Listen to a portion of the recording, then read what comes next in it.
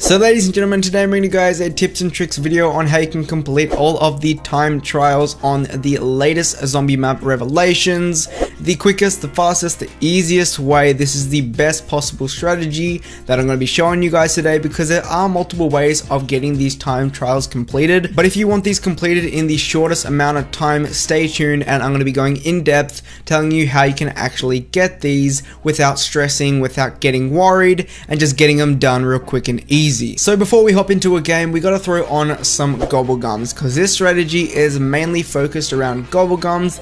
Nothing too crazy. These gobblegums that you need to use aren't too rare, so you probably have a few lying around. So the gobblegums you want to put on is firstly wall power, because wall power is a gobblegum that allows you to pick up any gun off the wall and have it pack a punch. So this is going to be really handy with other gobblegums, but really you just need a wall power to help you get through maybe round 5, round 6, round 7, it doesn't matter what round you get to, you just need a quick and easy weapon. You also want to throw on disorderly combat, because this gobblegum, what it does, it gives you a random weapon every 10 seconds for 5 minutes, and there's a few tricks that you can do with this gobblegum that I can explain later, but for now just throw it on. It's a really easy and simple gobblegum that you can use. Now moving on to two main ones that you really just might want to have to speed up the round. Now the first one has to be Dead of a Nuclear Winter. Pretty self-explanatory. All it does is spawns 2 nukes that you can use at any time, and the next one will have to be Killjoy. Now pretty much it spawns insta-kill, so they're really cool just to speed up the round. And the last gobblegum you might want to have is actually one called Temporal Gift. Now what it does, it just makes your power-ups last longer. This is really good for the previous 2 gobblegums that I suggested, which was spawn a nuke and spawn an insta-kill. It just makes them last longer, which is really good, especially when you're trying to get these rounds out of the way. Okay, so I'm going to be taking you through weapon by weapon. So the first weapon we're going to be touching on will have to be the nunchucks, and to obtain this weapon you actually have to complete 5 rounds in under 5 minutes. It's pretty easy. Some may think it's challenging and some may think it's not, but pretty much what you're going to need to do to complete this is just stay in the first room for the first 5 rounds. What you're going to do is probably hit up the gobblegum machine a few times,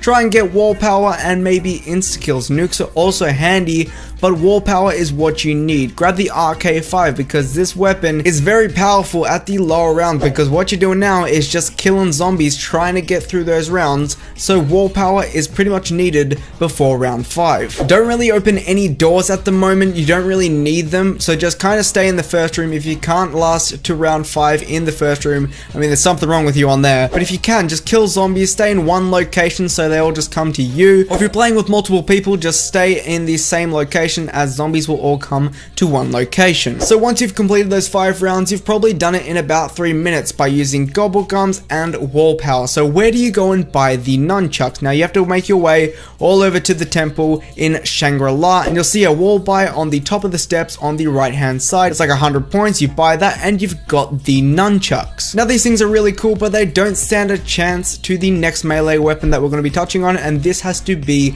the Skull Splitter. Now to get this melee weapon you have to complete 10 rounds in under 12 minutes. So what you need to do now is actually just go back to spawn and repeat the strategy, but use different gobblegums. Now you've got that wall power, what you can do is actually go and hit up a gobblegum and try and get disorderly combat. What disorderly combat does, it gives you random weapons that you can use for a short amount of time. This is very good, especially when you get the shotguns or the LMGs, as those give the most amount of damage to the zombie, which kind of speeds up the round a bit. Now the LMGs may be a little bit sluggish, so I do suggest using stamina up if you do have the points to do it, but to get the Skull Splitter you're pretty much focusing on that gobblegum, which is disorderly combat, and kind of nukes, and maybe temporal gift, because your friend might have a temporal gift and you have a disorderly combat, and let's say you got an insta-kill. I mean, it's just going to speed up the round a lot, and you're gonna get this done very quick and very simple. Again, if you're doing this on solo, just kind of chill around the map a little bit, but if you're doing this with 2 to 3 people, just kind of chill at the back where one of the ritual tables are, and you're gonna get this done real quick and real easy. So once it's done, it's going to come up with an icon saying that you've completed it,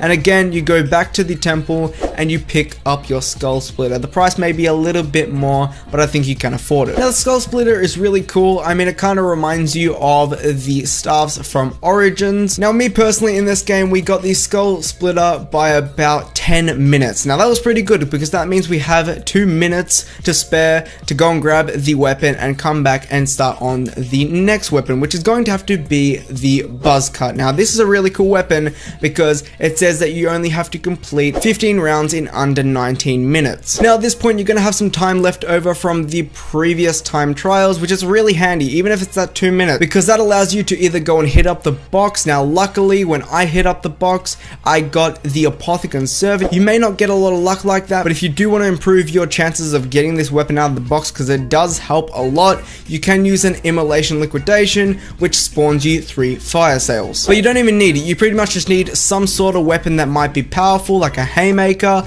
or even just using the Skull Splitter, because it's still pretty powerful at about round 13, round 14, whatever round you're at, it doesn't matter, because you're pretty much using Gobblegums, you're pretty much using Disorderly Combat and Wall Power to kind of give you that extra push. So the Buzz Cut, you're probably going to have this weapon completed in about 16 minutes tops, and once that's completed, you can just go over to the temple again and go and pick it up. And now we're going to be moving on to the last melee weapon, which is probably one of the easiest to get, as zombies spawn in the quickest at about round 15 plus. And this melee weapon has to be the Nightbreaker. So this means you have to complete 20 rounds in under 32 minutes. So if you have under 19 minutes to get the Buzz Cut and you have about 16 minutes already spent, that means that you're going to get the Nightbreaker in no time, because you've probably got a decent weapon right now, plus the Gobblegums, because these Gobblegums are crucial to get the fastest time, because the fastest time means that's going to make it easier for you to get these weapons as quick and as easy as possible. So all you got to do is pretty much camp in a corner, maybe train around a bit, depends what weapons you have. But I think we got the Nightbreaker at about 22 minutes, so that means we had pretty much 10 minutes to spare.